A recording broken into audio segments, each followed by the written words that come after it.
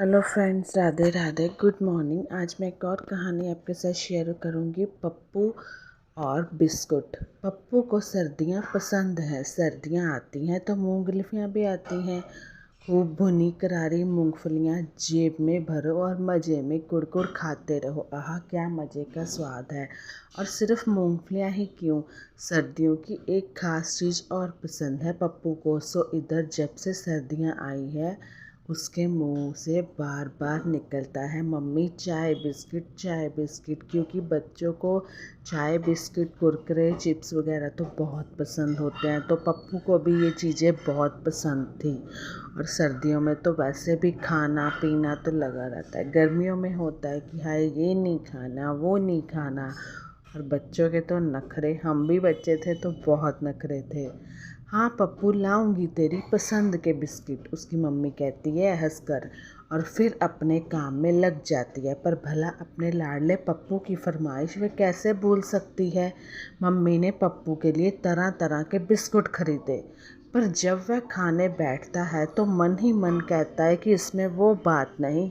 उसने मम्मी से भी कहा, मम्मी मम्मी इसमें वो बात नहीं है। मम्मी हैरान होकर बोली, पप्पू तू क्या कह रहा है, मेरी समझ में तो कुछ नहीं आता।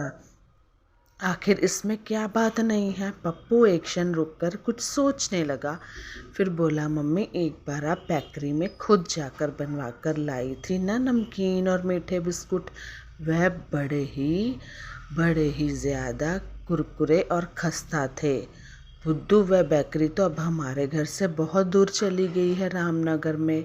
उसकी मम्मी बोलती है, मैं कहाँ बार बार जाकर बनवा कर ला सकती हूँ।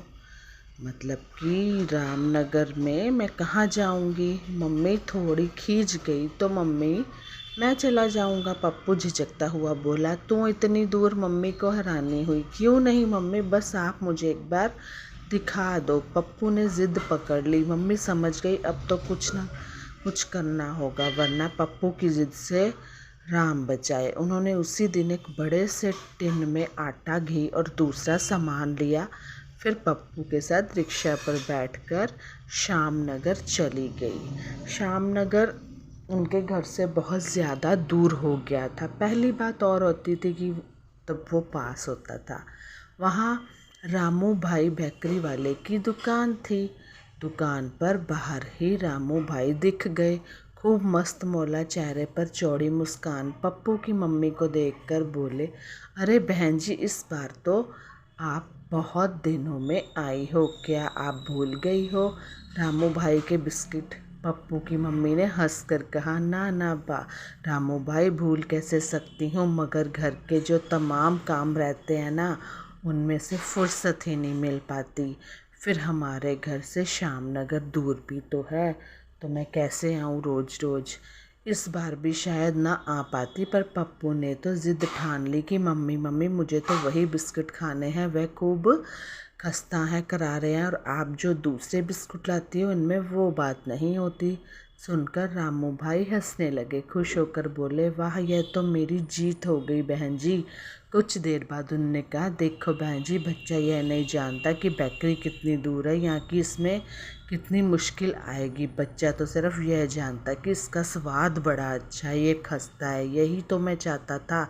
थोड़ी देर में ही रामू भाई बेकरी वाले ने पप्पू की मम्मी को खूब सारे कुरकुरे बिस्कुट बना कर दिए, नमकीन भी मीठे भी। टिन पूरा भर गया उनका, जो टिन होता है, ऊपर तक। फिर रिक्शा वाले से कहा, पप्पू और उसकी मम्मी को आराम से घर पर छोड़ दो, देखना इन्हें कोई तकलीफ़ ना हो। पप्पू को इतनी खुशी हो रही थी कि उसकी खुदर खुदर हंसी रुक नहीं पा रही थी। रिक्शा चलने वाला था, पर तभी रामू भाई अंदर गए, कांच की एक साफ धुली प्लेट लेकर आए।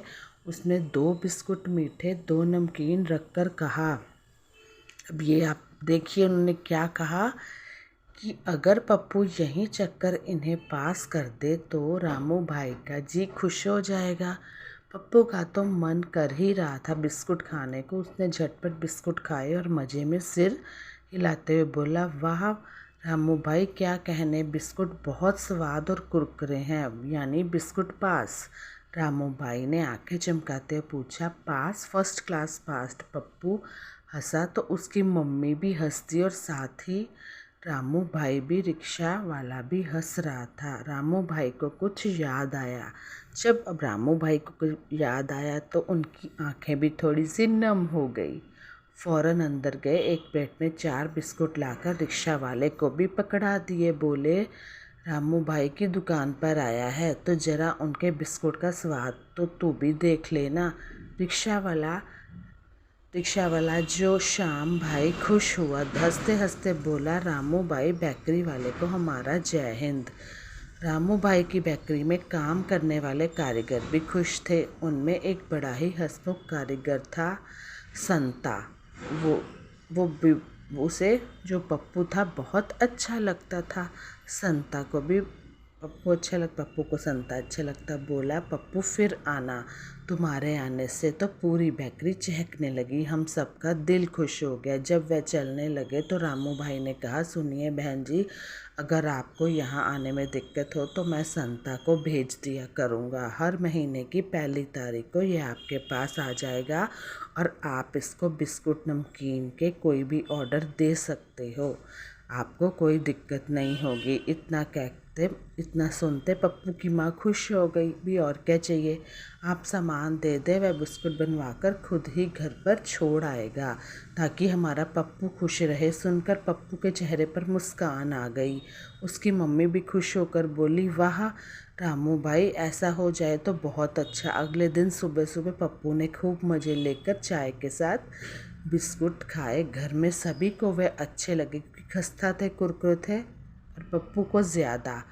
और अब तो रामू भाई हर महीने 2 बड़े बड़े टिन भरकर बिस्कुट भिजवाने लगे थे, एक में मीठे एक में नमकीन।